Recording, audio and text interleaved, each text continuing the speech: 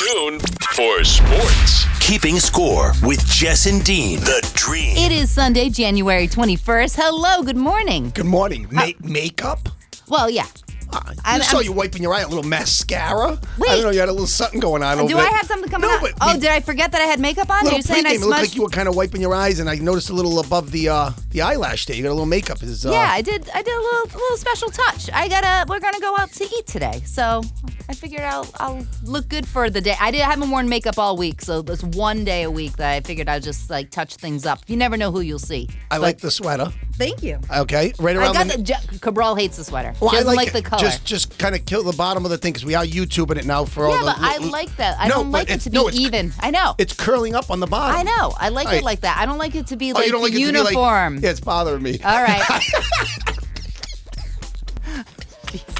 Someone's a little anal. All right, is it better for you? Is your girl dressed up the way you like her?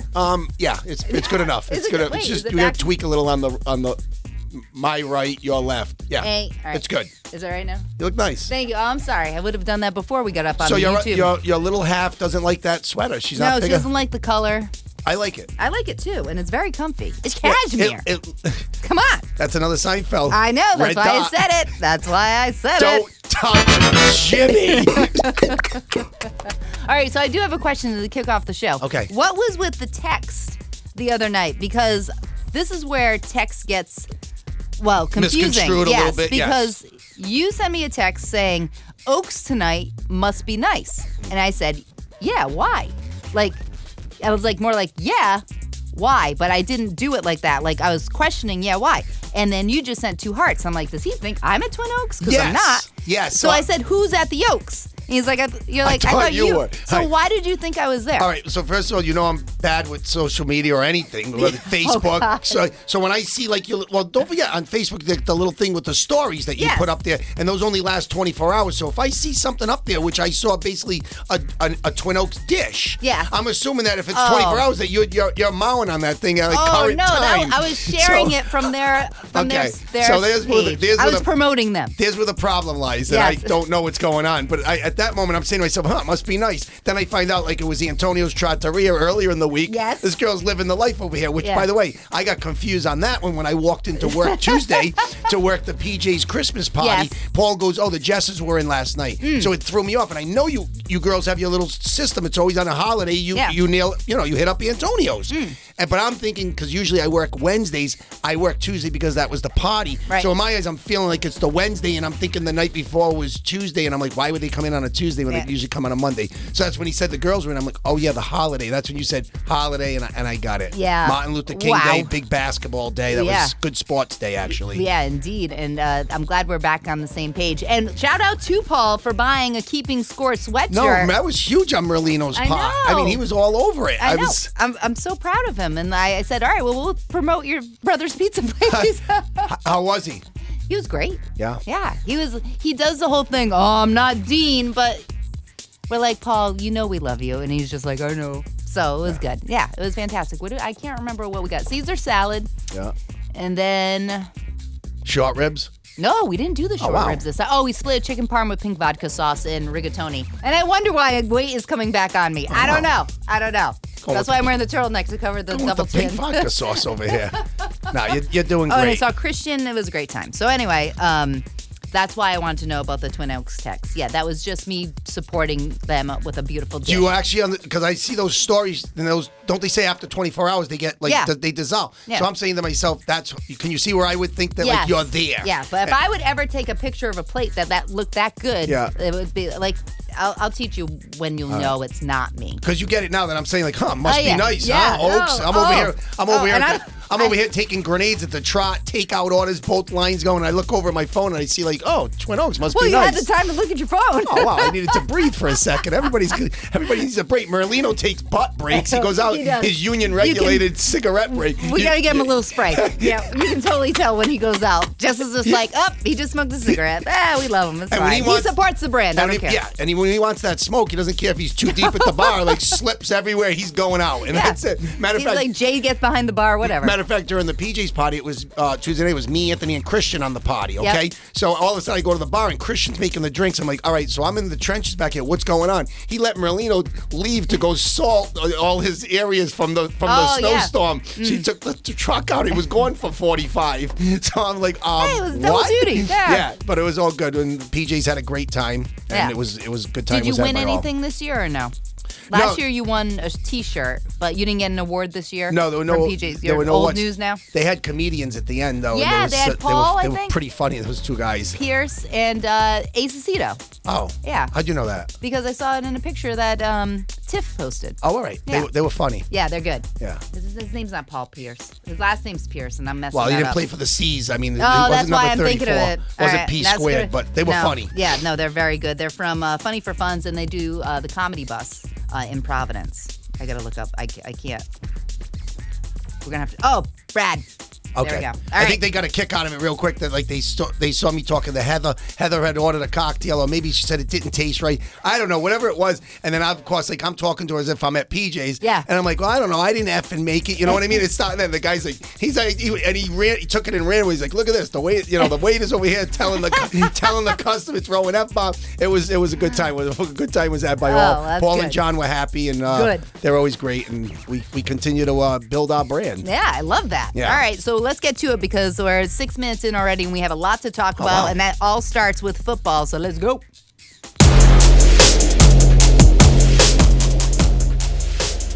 Now, Bill always says this, managing expectations. For me, I'm not trying to be Bill. I think that Bill is his own man. If you can't tell by now, I'm a little bit different even up here. But what I will say is, the more I think about like the lessons that I've taken from Bill, hard work works, right? Hard work works, and that's what we're all about. I like him. Jerod Mayo, first press conference this week, and I'm into it. I feel good about him. I feel like he gets it, and I feel like he's candid. I like that he answers questions. I know you're going to say, well, he has no experience being a head coach, but I feel like if he can talk to the guys like he spoke in public and how positive he was with that, I think he can really deliver some. I mean, it may not have a winning season, but I bet we're not going to be 4 and whatever. Well, I mean, 100. would you be happy to double the win total and go 8 and 9? Would you be okay with For that the now? first season, Yeah. yes. Yeah. Second season, no. Second season, playoffs. Right. But if I almost feel like we could make the playoffs, so we just need to get, a quarterback, and they already got rid of Bill O'Brien. Yeah. Bye. Again, I said this earlier to Pro FM. In the week, I would have driven Bill to the airport. I mean, at this point, after 14 points per game last year, and I don't care, lack of weapons, quarterback issues, 14 points a game. I don't see what the fascination was with Bill O'Brien. I said it in the preseason.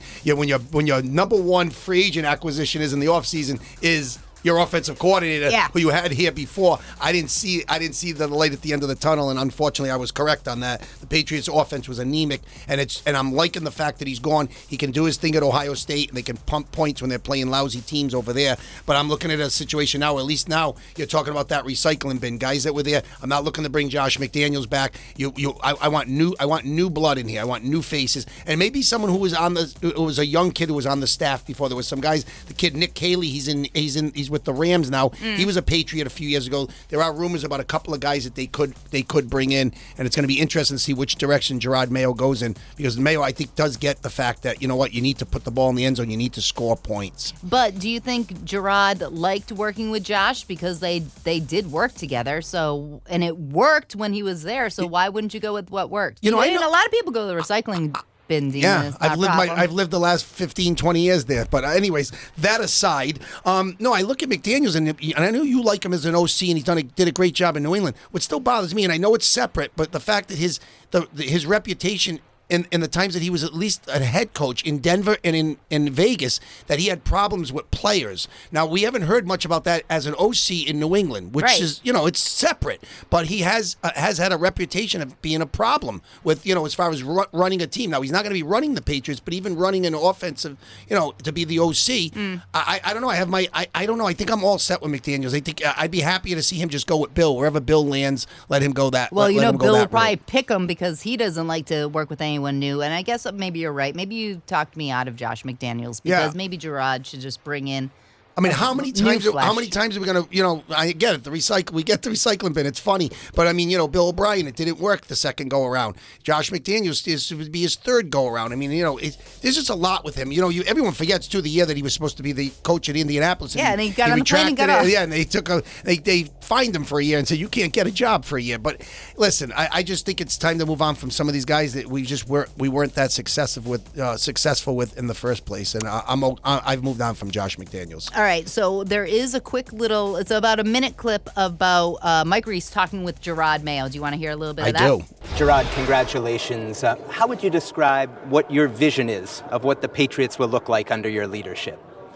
Yeah, the vision, I believe in shared vision, a shared vision between the players and the coaches and really all the stakeholders. So I know what my vision looks like, but until you can get the guys to buy into that vision or feel some type of accountability of what we want next year's team to look like, it's kind of hard to really get to it today, but we will put out a smart, tough, and dependable football team that really enjoys playing football and playing for one another. Now, some might say it'd be easier to follow the coach who follows Bill Belichick. You're going to follow him right after. Yeah. What would you say to that? Just be yourself. I would just say just be yourself. And look, there are some good things here, and there's some things that I would change, but being myself has gotten me to this point. You mentioned today you want to rebuild some relationships and knock down some silos. Yeah. What did you mean by that? I just think, over the years throughout the organization, and I'm not talking about a particular department, but I think the information flow has kind of been like put on one person, and that's coach. And look, he's able to handle that. Me as a first-year head coach, I don't want to act like I have all the answers. I'm in the learning phase, whether learning from the scouts or learning from coaches, learning from the craft family, even learning from you, right, in the media. I work in the media, but at the same time, even that relationship between coaches and players in the media, I see it differently, and I want to improve that relationship and hopefully just improve the overall vibe here. It's like fresh until we go 1-16. Oh, wow. I would still like him, though. I think that's the difference. It's like, if you're playing like crap, he's going to say we played like crap. Bill's like, we're moving to Cincinnati. We're going on to so I don't know. I'm all in with Jerod Mayo right now. I'm trying to take little parts out of this sound and the vision, the shared vision. So I'm thinking of that, and I'm saying to myself, so if someone's not buying into that shared vision, see you later. I'm just saying if there's players that are not buying in, or coaches or whoever, then you have to get people in there that do buy into it. That's what I'm getting out of that. I'm thinking he's saying Bill made the decisions. He didn't. It all fell on him. It was just like, I don't care what you think. Like, I think this guy's going to be like, all right, I'll learn. And it's like you said, it's like planting a garden. It's just like, you just like, it's not just like one thing. You grow together.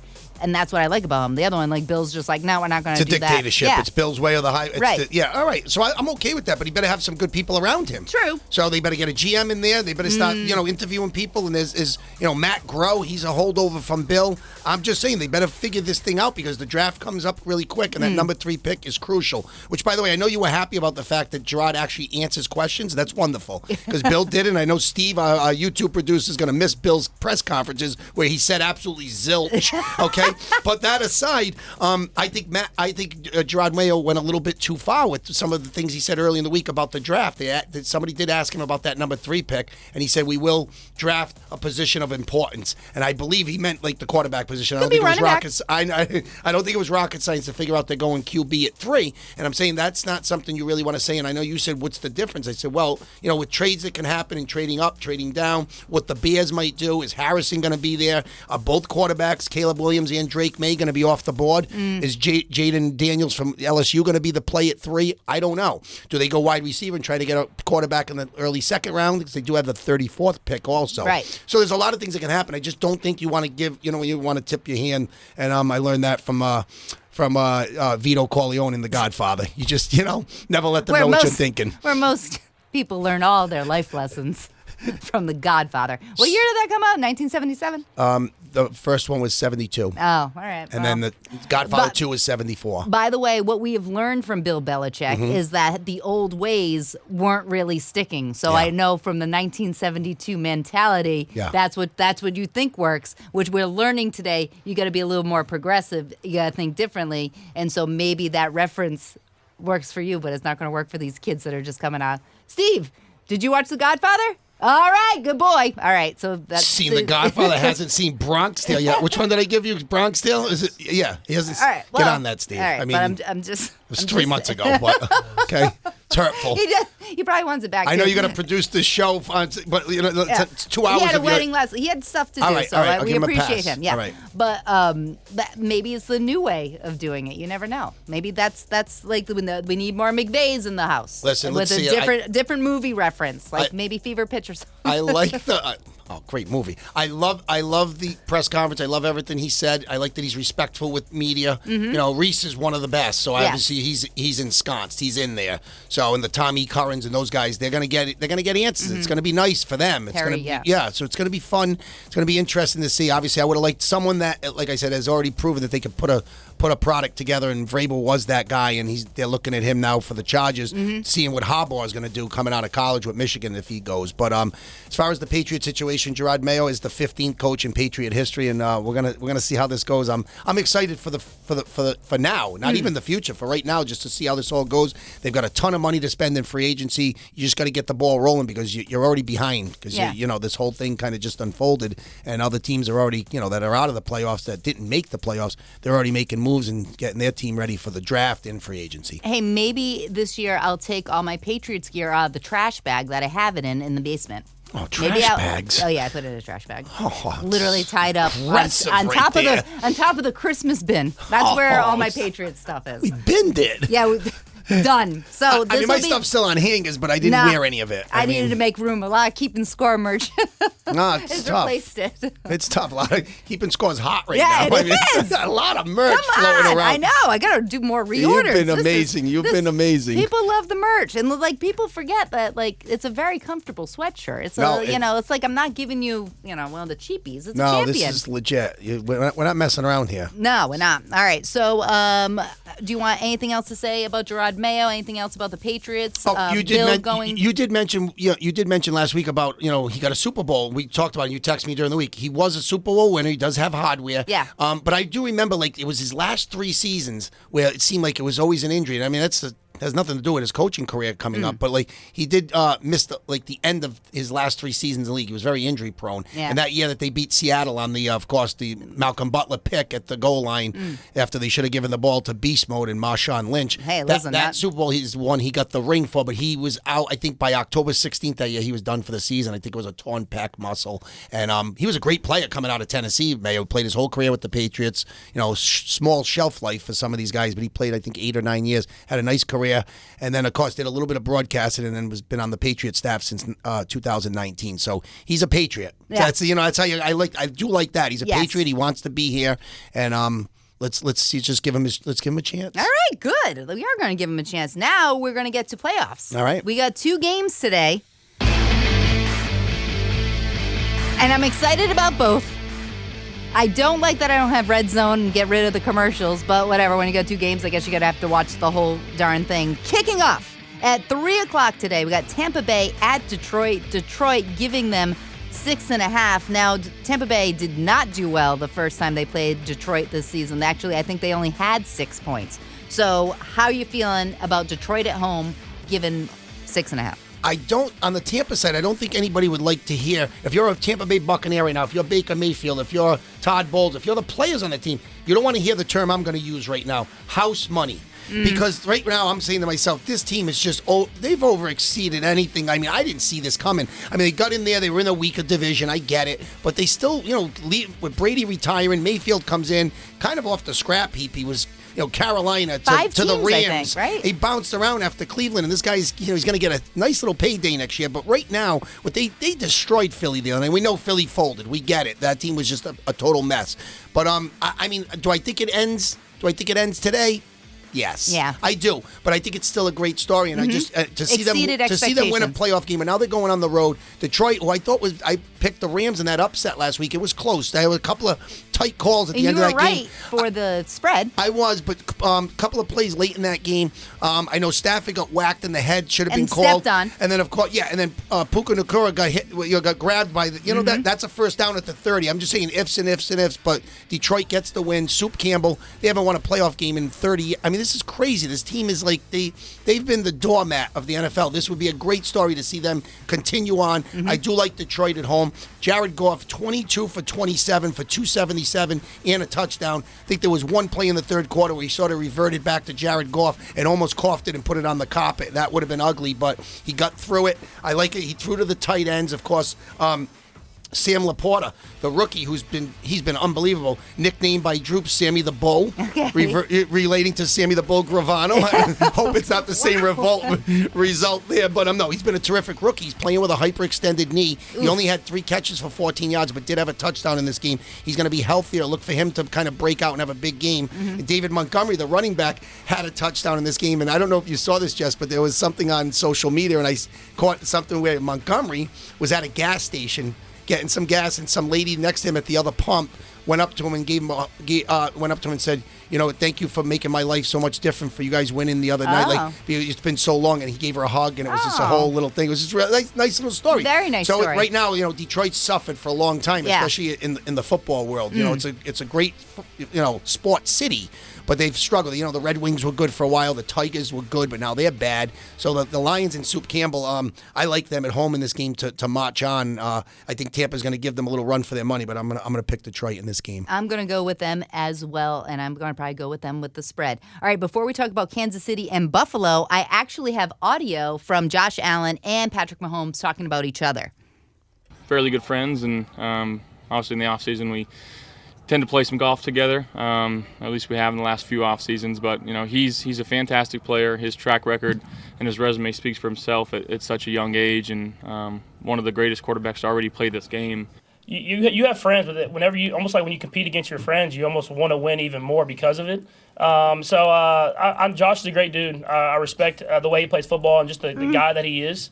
But it's like when two guys that are ultra competitive, that are friends off the field, go up against each other.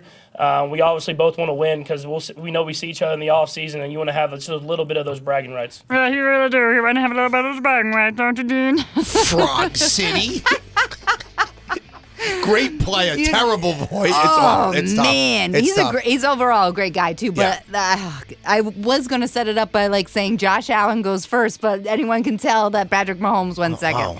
All right, so Kansas City at Buffalo. Buffalo giving them 3. How you feeling about that? Yeah, of course, Mahomes, you never rule him out. I've told you this with other sports. I know you said, Golden State, the dynasty's over. Yeah, you're right, Jess, but as long as you got Steph Curry, you got a chance. Tom Brady, anytime you got TB12, anytime you got Patrick Mahomes, you have a chance. Now, usually they're at home. They haven't played many road playoff games the last 7 or 8 years. True. Especially with Mahomes. This one is in Buffalo. I really think it's Buffalo's time. I really do. I think they have a ton of injuries on defense, but they're finding a way. The kid Benford's hurt. Rasul Douglas, the cornerback who has 4 picks on the year, he may be out in this game. And of course, they never got Matt Milano back, Micah Hyde. They got tons of injuries, but I still like Buffalo. I like what their offense has done under Joe Brady since they made the move from Ken Dorsey midseason when they were 6-6. They haven't lost a game since. It's all about Josh Allen. Right. Can he control the football and he gets a little too hyped up? Exactly. Can he not be too amped up because you never know when he's going to put that ball on the ground or throw a pick at a crucial time. Or not slide. Or not slide. And, by the way, it's funny you mentioned that. I didn't like that, Jess. He looked like he was going to fake the slide. They got to change that rule because if he's going to do that, that's not fair to defensive players that they don't know whether to pull off. You know what I'm saying? You can't have it both ways. Have your cake and eat it too. And he took it to the house for 52. Right. But anyways, if he can control the football, and I think right now they're more of a running team. Diggs hasn't been targeted as much. He's looking at those tight ends right now. They got Dawson Knox back, and of course the kid Kincaid, the rookie. So they got those two guys. They both had a touchdown in the game versus Pittsburgh. Pittsburgh. Yep. So look for those tight ends. Diggs hasn't been targeted as much lately. They've been running the ball with James Cook. Which I'm sure he's thrilled. Yeah, it's just a matter of time. They better win. If he doesn't get the ball in the first quarter, I'm telling you, it's going to be drama on the sidelines. Yeah, I believe it's their time. And like I said, of course, you're always rooting for a team that's never won a Super Bowl. And after those 4 in the 90s, you'd really love to see it for the city, for the franchise. It would be really great. I am going to pick Buffalo in this game. I think that they move on to the AFC Championship game. This is my game of the day. I think it's going to be a classic. Definitely. That's a 6:30 start on CBS. All right, so let's see what Godson has selected. Football! Godson's Games of the Week. All right, so he's pretty much on board with us. He's going Detroit -6.5. By the way, last week, besides Dallas, he was perfect. He had those 2 other games. But, all right, so he's going Detroit -6.5 and Buffalo -3. So he's right on board with us, which I don't know if it's a good thing or a bad thing. Because, I don't know, my gambling, not great. By the way, if you want to hop back to Dallas for a second, if you go back to the show last week, you can check it out on YouTube, episode 16, where you said, God, if Dallas loses this game, they might blow the stadium up. I mean, obviously, a week later, the stadium's still there, and somehow Mike McCarthy's still there. I don't know who he's got pictures on. I don't know if Jerry Jones had an indiscretion or something, but he's got pictures on someone. He kept his job because I thought Bill Squared was heading there. Can I just play you? I have some audio from Stephen A. Smith talking about McCarthy. Let's do it. And we'll wrap up football with this clip. Hold on. That man just sat in front of a microphone, national cameras for national television rolling, and said we have a championship program. That's what he said. A championship program, but in the same breath, we'll sit up there. We just haven't figured out to win playoff games yet. Excuse me, did I miss something? That championships are won without winning playoff games? That is the most asinine quote that I have heard in recent memory. If I'm the city of Dallas, if I'm Dallas Nation, Cowboys Nation, if I'm Dallas fans everywhere, I have just plummeted into a state of depression. How in the hell can he say something like that? I mean, I thought that was genius. I totally agree. Jess, I'm not firing Mike McCarthy Monday morning. I'm firing him when it's 27-0 at halftime. I'm going with, Cooper Rush in the second half because Prescott sucks too, by the way. Oh, my God. In a big game, forget him. And now they're talking about giving him $60 million. Oh, what are they going to do? Are they going to pay Lamb and Parsons? Listen, the talent is in place on this team. It's a terrific talented team. Yeah. They just can't win on the big stage, and they only need a guy like a Bill Belichick, a team that won 12 games 3 years in a row under Mike McCarthy, and now you start to wonder why he only won 1 in all those years he had Aaron Rodgers in Green Bay. I mean, they did win 1, but 1 with all those years they came up short, and I just think McCarthy is I was shocked to see him keep his job. I think it was Thursday it was announced that he was staying on for his 5th season. It's crazy. And like his attitude. And anybody who went to any of the experts who broke it down Monday and said it wasn't Prescott's fault, he's got to own some of it. He was awful in this game. And if you didn't see the game and you woke up the next morning and see, 48-32. Yeah. 32 garbage points you put up. When the game was a game, it was 27 donut. Yep. And let me tell you something. I know we're going to reflect. Jordan Love's got a little Aaron Rodgers in his game. The way he throws the football off that back foot. He looked like he was better when he was under pressure. I'm very impressed. And I told you how, after seeing him the last 7 or 8 weeks of the regular season, he is the guy in Green Bay. And they got a bright future with Matt LaFleur there. All right, very good. We're wrapping up football. We're going to go to the NBA right after we thank our sponsors. Keeping score with Jess and Dean the Dream, sponsored by Generations Adult Day Health Center. Generations is a day facility in Smithfield that provides services to meet the needs of adults with disabilities and the elderly. Their staff provides a range of adult day health services, such as case management, nursing, healthcare, nutrition, and more. At Generations, you're taken care of with registered nurses, certified nursing assistants, and plenty of direct care support staff on the floors at all times. With nearly 30,000 square feet of space, the state-of-the-art facility includes an open dining room, spacious physical and occupational therapy suites, a fully equipped gym and exercise room, and a TV movie theater, just to name a few. To find out more, visit generationsri.com. That's generationsri.com. Prout Mechanical in Providence, a family-owned and operated business. They provide HVAC installations, replacements, and maintenance services. They also offer indoor quality services to make sure that your home remains healthy and safe. They have licensed and trained technicians to keep up with industry standards and technology. They're also an authorized Mitsubishi Electric Diamond Elite contractor.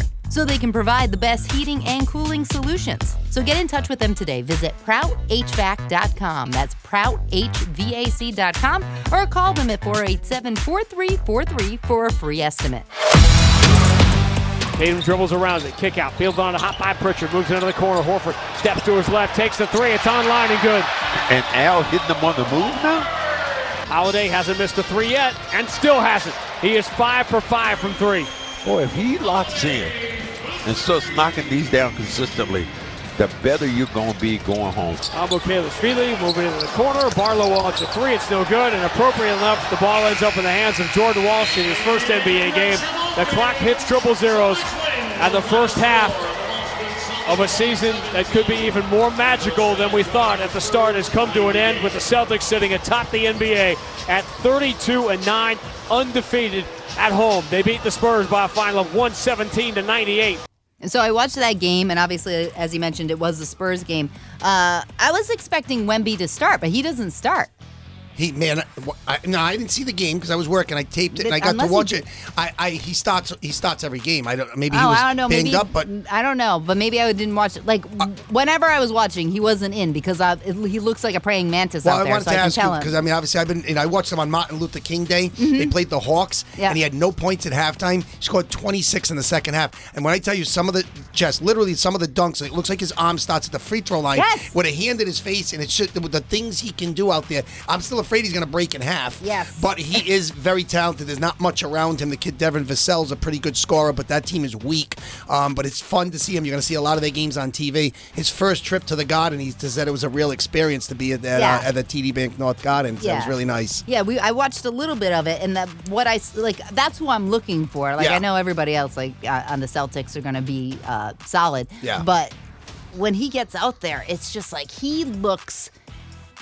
I don't even know how to describe him. He is like a stick figure that's 7 feet taller than everybody. It makes Tatum look tiny, but he literally is. But he makes Porzingis look small. Yeah, I know. He's 7'3". It's crazy. He gets 7'5". I don't know how he doesn't hit his head every time he walks through the door. 7'5" with long arms. I would not want to be that tall. That's that's a tough life to live. Too tall. But how do you get clothes to fit? Right. That's my first. But he can get it. I don't know what size to give him for keeping score because he's thin. But he's tall. Like you said, the bigger the size, the less the profit margin. We're going to lose money on Wemby. If he's going 5X, we're losing $450. But Jess, you know what, Jess? I mean, he can really get his own shot and do whatever he wants, and he's got the skill set. So if he's at the 3-point line, you can guard him all you want. He's just going to rise up and shoot over you. Right. And then down on in the post, he can just do whatever he wants. I mean, the guy, he's skilled, and he's the future is bright. I mean, he needs some help around him. But, of course, Cornbread Maxwell alluded to the Celtic end of it. Jrue Holiday, at one point, was 5 for 5 on threes in the game. He's just another guy. I told you, it's just like it's amazing between him and Derek White. They don't get a lot of attention because of Tatum, Brown, and now Porzingis. But that starting five is just elite right now. And if they can keep them all healthy, I think Porzingis sat out a game the other night because of little knee inflammation, but nothing major. You got to watch. Sit him, you got to watch fine. him. You got to sit him. And of course, the Celtics look great at 32-9 halfway through the season. Missoula's got them playing good basketball. And forgive me, I forgot his name, and I should have wrote it down. Who's the tall guy that has a terrible haircut? Luke Cornett. What are we doing over there? Like, that's somebody that needs to call Brenda. Call Brenda Delaria? Yes, immediately. Because his sideburns, I'm like, what? We're 1976 over here. He has a big, and he did it. The only reason it stood out to me, he did the stupidest play. He was underneath the basket and he still missed it. Like, it was dumb. 7-2, he muffed it. Yeah, and it wasn't like Wemby blocked him or anything. He was just like, he's like, I don't know what I'm supposed to do by the basket. Like, knock it right off the glass. No, it's funny you say that. He's had some awkward moments, but he's 7-2, and he has been he's not caught up. No, but he has been a factor for the Celtics. He can guard the rim a little bit. He's got a little bit of a skill set. Came out of Vanderbilt a few years ago. He was a pick and pop guy, more of a perimeter player early in his career. He could probably jump higher if they cut his hair. Oh, wow. I'm talking about the lettuce again. Oh, it's terrible. It's awful.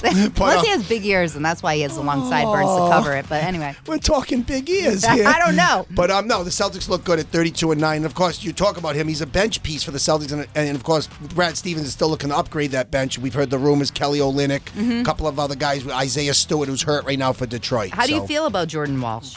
Because he did play for them in the summer, and he looked pretty good. I think Walsh is an elite defender. He's ahead of his time. He's only 19. He's a kid. I think he's a year or two away. You won't see any scenario where even an injury for the Celtics, he will not be a guy that would step up in the rotation on the bench. You got guys like O'Shea Brissett trying to get minutes. The kid Cater, the backup center, who's been playing well in limited minutes. Walsh has got a future, and I hope it's with Boston. It won't be this year. All right, very good. Is there any other news, any trade news that we need to cover for the NBA? A couple of weeks ago, I guess right before we went off the air, I talked about that blockbuster deal between the Knicks and the Raptors, and I'm trying to figure out what the Raptors are doing. They acquired R.J. Barrett from the Knicks, and along with Emmanuel Quickly, and they gave up. Who went to the kid OG Anunoby went to the Knicks, and I'm saying, okay, may the force be with him. Yeah. Oh wow. Forces now. That's an Obi-Wan Kenobi joke. Go. Oh, Wan Kenobi. That was 1977. Go ahead. I like it when you document it with the year. But no, so I'm trying to figure out what Toronto's doing. Are they then I wouldn't say they're in sell mode. They're trying to change the dynamic of their team. They got a lot more offensive with the trade, but they gave up Anunoby, who's a great defender. So now, of course, fast forward to this week, you see another deal by Toronto trading 8-year veteran Pascal Siakam. He goes to the Indiana Pacers for Bruce Brown. Now, Bruce Brown's more of a defender, 12 points a game, but he's a tough kid, a Boston kid, by the way, and he was an integral part of that Denver Nuggets team last year that won the championship. I didn't know he got traded. What happened, Denver didn't have the money to re-sign him. He basically played so well there. Yeah. He priced himself right out of Denver. They could maybe fit about $6 or $7 million in to re-sign him. He got 2 years for $45 million from Indiana. He had to take that payday. But now he's on his fourth team in 3 years. He goes to Toronto. So what happens is they get a little bit of that defense back that they lost with Anunoby going to the Knicks. Mm-hmm. So they went from being offensive to now kind of evening out where they've got a better defensive team. And of course, Pascal Siakam is an expiring contract, but he's a two-time All-Star, averaging 21 points a game. Now, the good news is for Indiana, this is not a rental. He's saying basically he likes the fit for himself in Indiana, and he wants to re-sign with Rick Carlisle in the summer and sign a long-term deal. So it looks like Indiana's putting the pieces together. They like the 1-2 punch of Tyrese Halliburton in the backcourt with Siakam up front. So it looks like it could be a win-win for both teams. We'll see how it all plays out. Are you scared with them playing? Not scared, but them playing the Celtics again, because it seems like they have their number. Yeah, it seems like a little bit of a tough matchup, and they like to play with a lot of pace. They like to score a lot of points, and Pacers, and of course, no pun intended. And they could be a problem for the Celtics. Right now, they're the number 6 seed. So right now, if the playoffs were today, 6 versus 3, the Celtics wouldn't see them right off the bat. But they definitely give the Celtics issues. So it's going to be interesting. Rick Carlisle is a terrific coach. All right. Is there anything else that you have in NBA action that we need to touch upon? Yeah, I just wanted to say, obviously, the Golden State Warriors had a tough week, and I know they've had a tough year. The team is, struggling. They're starting to wonder if they're going to sell off some of their pieces outside of Curry. Yeah. But they had to cancel a couple of games because their assistant coach, and it's going to be tough. I apologize if I don't say it right, but Dejan Mikhailovic, okay, passed away at the team dinner. He took a heart attack and passed away at the hospital later on. Unfortunately, 46 years old. Right. And they've basically postponed the 2 games right after that for the Warriors. They will be made up later. But turns out, I guess he was a star in Serbia years ago. Mm-hmm. He's been a coach. He's been a mentor for the Joker in Denver, who was just in Boston Friday night. And they were like practically like really best friends almost, and he mentored him in his career. 46 years old, passed away like just on the spot. So you just never know when your number's up. So obviously a tough week for Golden State and a tough season. And Steve Kerr said some nice things on what a great coach he was and how he was just always a positive guy and a happy guy, and always kept the locker room kind of going. Just a real innovative type guy. So he'll be missed. No, definitely. Yeah. I hate to end basketball on that news, but obviously he made an impact in being 46 years old. That is and of course the Joker basically says he wouldn't be where he is if it wasn't for him. So and they had a friendship. They played together in Serbia. He's 46 years old, definitely way before his time. Right. All right. Well, we got to keep the show moving on. Do we want to do a little bit of hot stove? Yes. It's clear the model that has been successful here for a really long time is the combination of homegrown talent with external impact additions. I would hate to think, that in some way there's a perception that the last 2 months are, indicative or predictive of how we intend to operate going forward. Certainly there's going to be a time where it makes sense to add, external players from via free agency or trade that are impact players, and we're going to pay a premium for them. And, I think that's how World Series contenders are born. Ugh. I didn't even understand what he was saying. He bores the hell out of me. Breslow? Yeah. Like, you're not having a drink with that guy. Like, you're not going to sit at the bar and be like, hey, let's shoot the crap. Shirley Temple Yeah, for like, Craig Breslow? Pinky up. All right, so obviously, you see these pop-ups sometimes on Facebook or the social media, whatever it is, and I just saw something. It's the site is called Die Hard Red Sox Fans. Okay. And already it seems like, and I'm glad you just played that because it seems like already the vibe is that the Red Sox have a reluctance, and this would be Breslow has a reluctance, and I'm surprised because he's new there, a reluctance to trade some of the prospects. And believe me, they finally do have a good plethora of prospects. Marcelo Mayer, Nick York. There's a bunch of kids down there. The kid Kyle Teal, they just drafted out of Virginia. They're saying he's already in Double A. He could be the catcher by the end of next year. Oh, wow. This year coming up. So there is talent there, but reluctance to add to your starting pitching. You're going to have to move someone if you want to add a pitcher to the rotation. You saw the Yankees grab Stroman last week for 2 years, and it just seems like here we go again. Reluctance to give up prospects, but people that obviously we won't see for 4 or 5 years. Most of them. It looks like the Red Sox. It kind of points to another long rebuilding program. And I'm confused about some other things. After Yoshida, who had a nice year last year, the left fielder, little weak defensively, but he hit about 288. He was hitting 300 most of the year. They're already saying they're taking calls on him. They may already be looking to move him. So I'm like, why would you move him? He was one of the positive guys. Between him and Casas, they were nice. They were considered, he's a rookie. And Casas had a nice rookie year, a great second half. Yes. Yoshida had a nice first half. So I look at them as building blocks. If you're looking at that team right now, those are nice players. And I told you I love the kid Vaughn Grissom. I think Breslow we're joking on him right now, but I like the sale deal. I like the fact that he got Grissom back in that deal. I think that kid's going to be a stud. He's going to be a 300 hitter in the major leagues. Defensively, he doesn't solve any of your problems defensively catching the ball because that was their problem last year. But wow, it could be another long season in 24 for the Bo Sockers. Is it like most franchises to do this whole wait out period with the prospects, or is Yes, it is commonplace for low market teams, for Tampa Bay, for Pittsburgh. Like, hurry up, kid. The Boston Red Sox, the New York Yankees, the New York Mets. No. You know what you do. Go. What you do. You develop players, and you also put a major league team out every year. When you're charging $200 for a ticket and $11 for a sud and $7 for a water and $60 to park, you put a team out on the field. Right. So you know what I mean. That would be my my problem right now, and it's just it's not fun times. You're getting a little heated. It's not fun times in Boston right now. A little red. Check us out on YouTube. You can see the visual right now. I'm using the hands. I'm heated. He's covered this conversation before. And I live for baseball season. And Hot Stove has been quiet this week, Jess. I don't really have a lot going on. The San Francisco Giants brought Dusty Baker back, not to manage. I know I told you he retired after won the World Series with Houston last year, and then this year came up a little short. 74 years old. He goes back to San Fran, where he took them to the World Series in 2002, where they lost to the Anaheim Angels.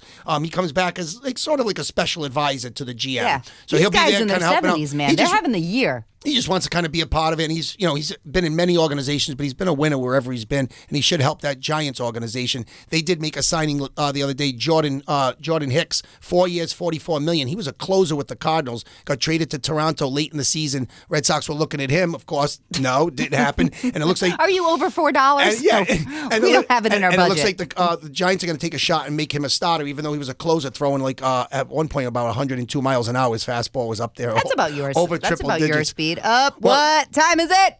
Throwing curveball. Wow. That's what time. Well, it's funny we talk about my velocity or lack thereof. when we close out the show, we have a little bit of a shout out, and you're gonna laugh. You'll get a little bit of the irony in that comment right there. But one other baseball note from Hot Stove. It's not really anything of a signing, but the Mets have decided to retire the numbers of two New York Met legends that had their careers cut short because of off the field issues with Dwight Gooden and Darryl Strawberry. Oh wow! So they're going to retire number 16, Dwight Gooden, on April 14th, and Darryl Strawberry is number 18 on June 1st. Look at it. I said 16 and 18. There you go. Nice with the numbers. I'm big on that. Yeah. What's perplexing to me, Jess, is I always kind of equated those two guys together. When I was collecting baseball cards, I always wanted the Gooden card and the Strawberry card. They were next to each other. So I'm wondering why, when they just announced they're going to do this, why wouldn't they do both of them on the same day? Right. They're doing both of them on separate dates. Well, they deserve individual dates, right. I guess. I mean, would you think, like, when you go into the Hall of Fame, they're not going to have me go into the Hall, like, they want to separate it so you have your own day. Because do they normally share?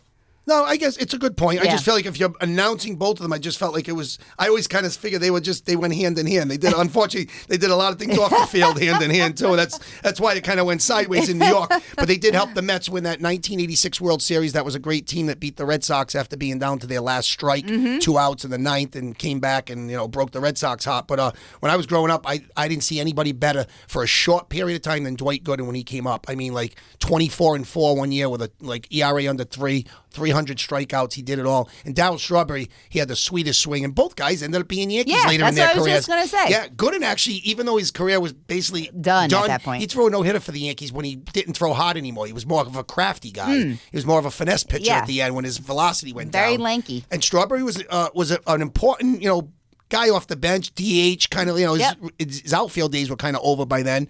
But he still was a contributor to the Yankees. I think he was on 2 or 3 of those World Series teams in that when they won 4 in 5 years. Yeah. He was a part of it. But Gooden and Strawberry, two real good guys, and they've got their lives back together, especially Strawberry. He's definitely on the straight and narrow. Gooden, the last time I saw him, I wasn't so sure on that one. Really? They did a 30 for 30 on ESPN, and he was fidgety. Gooden's not looking so good. He was fidgety. That's all I'm telling you. Maybe he doesn't like interviews. Get off his back. Stop saying he's off the wagon. All right, so that's... As they say in Seinfeld, is it on the wagon or off the That wagon? actually is true. I don't know. All right, we got very quick hockey news, right? And then we're going to do birthdays, and we got PC to talk about. But first, we're going to thank our sponsors. Keeping score with Jess and Dean the Dream, sponsored by Generations Adult Day Health Center. Generations is a day facility in Smithfield that provides services to meet the needs of adults with disabilities and the elderly. Their staff provides a range of adult day health services, such as case management, nursing, healthcare, nutrition, and more. At Generations, you're taken care of with registered nurses, certified nursing assistants, and plenty of direct care support staff on the floors at all times. With nearly 30,000 square feet of space, the state-of-the-art facility includes an open dining room, spacious physical and occupational therapy suites, a fully equipped gym and exercise room, and a TV movie theater, just to name a few. To find out more, visit generationsri.com. That's generationsri.com. Prout Mechanical in Providence, a family-owned and operated business. They provide HVAC installations, replacements, and maintenance services. They also offer indoor quality services to make sure that your home remains healthy and safe. They have licensed and trained technicians to keep up with industry standards and technology. They're also an authorized Mitsubishi Electric Diamond Elite contractor, so they can provide the best heating and cooling solutions. So get in touch with them today. Visit ProutHVAC.com. That's ProutHVAC.com, or call them at 487-4343 for a free estimate.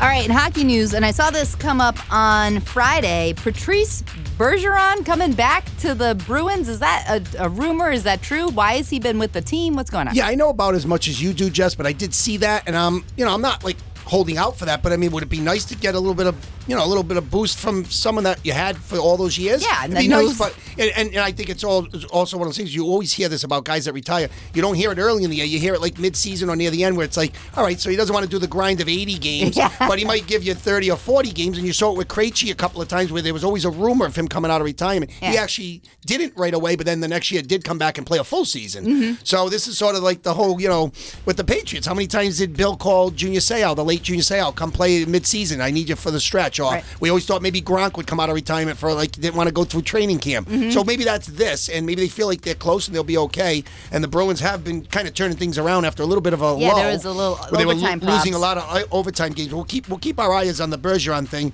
see what happens there. But Bruins at 27-8. They're the only team in the NHL right now that still doesn't have double-digit losses. So like that. I know they have 9 losses in overtime, but 63 points. And they had a nice little 3-game stretch this past week where they 5-2 over a hot Colorado team that's been playing really well. Pasternak had a hat trick in that game. And, of course, Swayman's been great between the pipes. He shut out New Jersey. They had a 4-3 win over St. Louis. That was an overtime victory. So a nice little 3-game stretch for the Bruins. They're playing well. Swayman's 14-3 on the season, 2.37 goals against. He's been stepping up, 3 shutouts on the season. With Allmark being hurt, he's on his way back. But it looks like Swayman's looking to take over that number 1 goalie position. He's doing a nice job for the Bruins. And do you think that's what they should just have him do? Or do you think it messes them up? Like, if they're playing and they're playing and they're playing and they're doing so well, why would you sit him?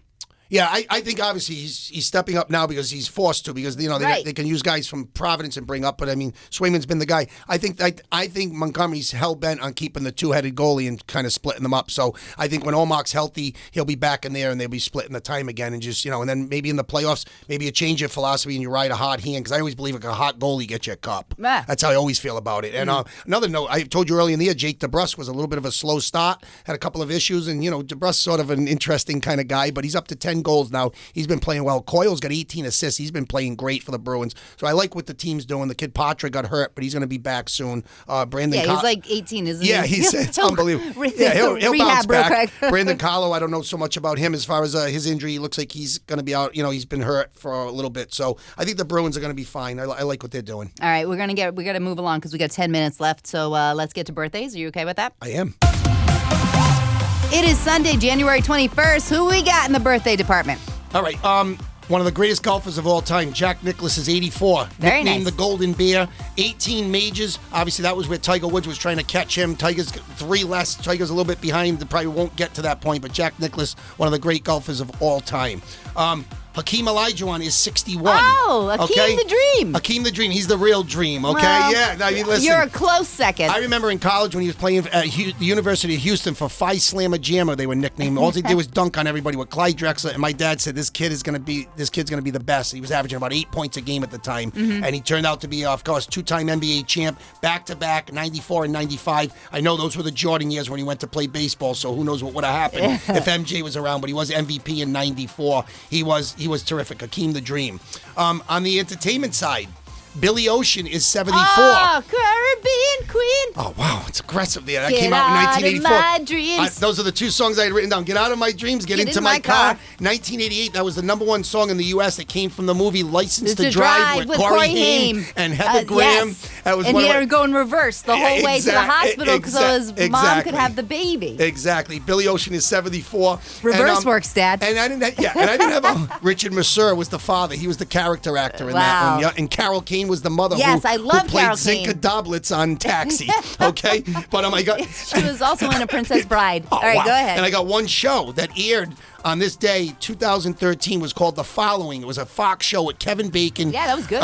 Well, 3 seasons. You can catch that now on Apple or Amazon if you decide to. Are you endorsing? You want to stream it? No, I'm just letting you know if you decide to watch it or invest in it. Steve, anybody, just sleep with the lights on, okay? Because it's got a lot of stuff. Someone gets scared. A lot of stuff with the cults and stuff. It's a little bit. It's a lot. It's a lot. But Steve, you may cuddle your blanket when it's going to get very scary. I'm a huge Kevin Bacon fan. That's why I figured, of course, City on a Hill on Showtime. He's great in that too. So good stuff there. So that's those are my birthdays for January 21st. And before we move on to local, Jess, unfortunately, I don't want to do it at the end of the show. I have one RIP. Okay.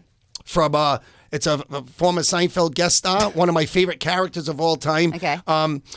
Peter Crombie passed away at the age of 71. Mm-hmm. He was the guy who played Crazy Joe Davola, who stalked Elaine and wanted to beat up Jerry. I can't believe he was 71. Yeah, 71, and he was creepy, but he was good character. And I read a whole thing about him, and his ex-wife is the one who announced that he just passed away. And they basically said that the guy you saw in Seinfeld, Crazy Joe Davola, was not that off-scene. No, he's a wonderful, wonderful person. People loved him. I guess some of the character actors that said they did work with him said, I spent the summer, a few weeks with him doing a film or something. He's just a wonderful guy, and unfortunately passed away after a brief illness at the age of 71. But Crazy Joe Davola, one of my favorite characters on Seinfeld. Yes. Do you have the episode numbers that he was in?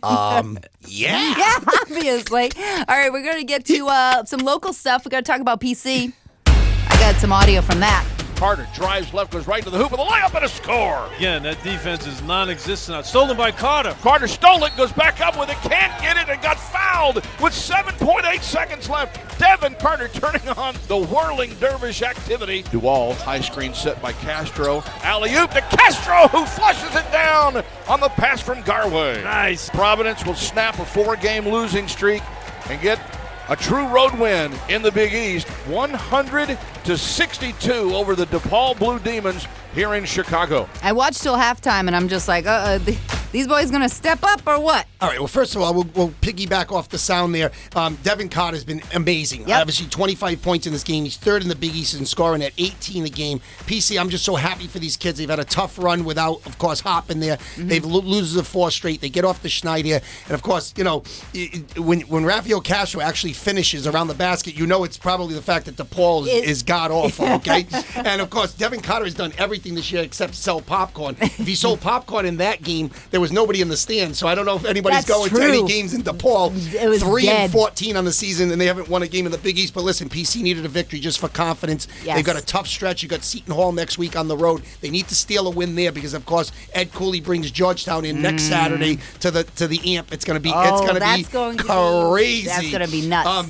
One note on the Friars, of course, Jess. Of course, they improved to 12-6 on the season, 3-4 in the Big East. But the PC did add a player, and I saw you posted it on Instagram or something up there this week about Anton Bonk. Yep. Okay, he's the new Friar, 7'2" Aussie, comes from Australia, and he's only played basketball for 2 years, so he's very raw. Good day, mate. Yep, he's enrolled in classes now. So like I had one of our loyal listeners, Matt Malo, a big Friar guy, saying I want to suit him up now. Yeah, because we need a body right now. But no, he's enrolled in classes. I believe he can practice with the team, but he will be there in the fall to play for the Friars. He can't play this season? He won't play this season. He will play. He came out of a junior college in Arizona, so he's a JUCO kid, 7'2". I think he needs a little bit of seasoning, but hopefully in the fall you bring him in with Oswin. They could be, they're building something there with the Friars and see who comes back. I like that.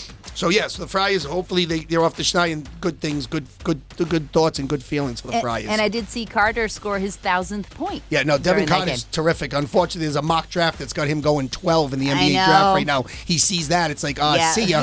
He's not the 12th best player in the country, but it's nice to see him get some national recognition. He's doing everything, like you said. He's terrific. He's terrific. Do you have any other local sports that you want to shout out? Real quick, Jess. We got 5 minutes. Yeah, real quick. Of course, Dimitri Iafredi's playing at Wheaton right now. His brother Dante, we had in studio. He's at Springfield doing his broadcasting thing. Yeah, so of course his brother Dimitri, a terrific ball player. His Wheaton team, he's a freshman there, 9-5, 3-3 in the conference. He was named Defensive Player of the Week in the conference and also scored a career high 19 points and a 90-76 win over Emerson. So the family, good genes, and the parents are very proud. Of course, Brian and Adelta, their kids are doing great things. Dante on the broadcasting side, chasing his dream, and Dimitri on the court. He's a terrific point guard. Those are good quality people. Yes. Like you gotta love them. Absolutely. Do you have anything else before we get to shout outs?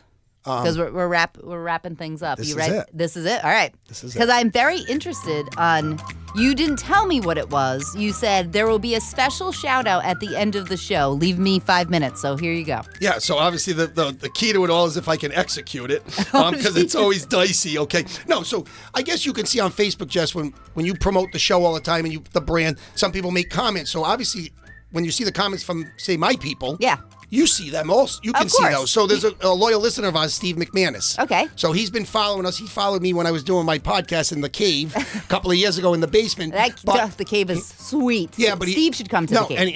And he liked the show at the time, but he loves our dynamic. So he's been very complimentary for both of us. Nice. Now, I believe Steve now he's a ex-ball player that I played against in the Sunset League and leagues up here and closer to home in the Ocean State and other leagues. But Steve McMahon is one of the great pitchers, class act, great guy.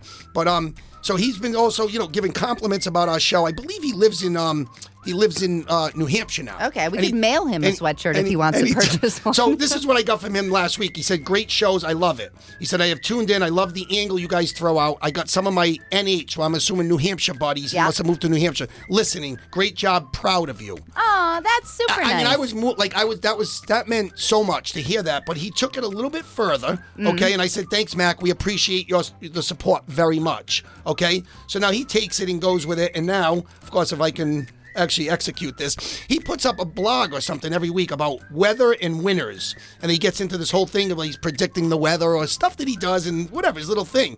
So he goes, winners, got several. Love this weekend's card. He goes, message me for details. Another winner, Dean Salitro on Keeping Score. Sundays, 8 a.m., 790 The Score. Great sports talk from two knowledgeable people. Oh! That would be you also. And he kind of... No, he's talking about Steve. Oh, wow. I have known Dean for many years, played against him in the Sunset League in Newport. Dean was your typical lefty that threw average speed, which, by the way. It's like he's giving me a compliment there. He goes, but it always seemed so difficult to square up, which means even though I threw pus, I was kind of difficult to hit. Is this ball ever going to get here? They fall asleep on the. He goes, he always mixed it up too. He absolutely 8 innings up. Very successful pitcher. But this is funny. Had the Northern Roadie Baseball Italians on his team. Always a class act too. While he has a great sports show to listen to, I encourage all my friends, NH Roadie, to listen and support. Dean and his partner are amazing. Oh my God! Let's give it up. Thank you, Steve. I literally was sitting in the cave the other night with my significant other, my friend. Well, wow. Things just got bumped. Things just got bumped up. All right, okay. You're lucky we're at the end of the show. On. Hopefully, people, I don't know what we're doing with that. Well, anyway, she thinks everything's like pie in the sky. Okay, but whatever. So that's fine. But I was almost like, I got to be honest, I'm not even embarrassed to say I was almost moved to tears. It may be one of the nicest things that someone's ever, especially in the radio industry in my time. It's the nicest thing anybody's ever said, and maybe one of the nicest things that I've ever heard anybody say about me ever. And you're always very complimentary to me, but no. But I'm not that good. No, it was. I was flawed by it, and it just goes to show, you know what, hard work, and you keep battling for something. It's nice that it's noticed by someone. And let me tell you something. He was a terrific pitcher, one of the top 5 I've ever seen. Mm-hmm. Hard fastball, curveball, slider. I just went up there and all right, see you later, back to the dugout. But he's just a terrific guy and a great competitor, and I'm glad he's a fan of the show and he's passing it along. So we should just send him a free sweatshirt, right? What size? We have one XL's hoodie left. More swag? Well, we got to give it to him. Come on, you were emotional. He'll wear it. I was very emotional. We'll bring the brand to New Hampshire. I was sending it. Get his address. I'm going to email it. I'm going to send it to him. Okay. And I may send him a T-shirt, too. All the brand. All right. All right. You just send us anything that's complimentary. You can give him Mike 3 if you want. Oh, no, that's very important. We use that, Mike. We'll give him Mike 5. This is Keeping Score with Jess and Dean the Dream. Sunday mornings, 8 a.m., 790 The Score. We're on YouTube, we're on Instagram, and find us wherever you find your podcast. Till next week. I'll see you later.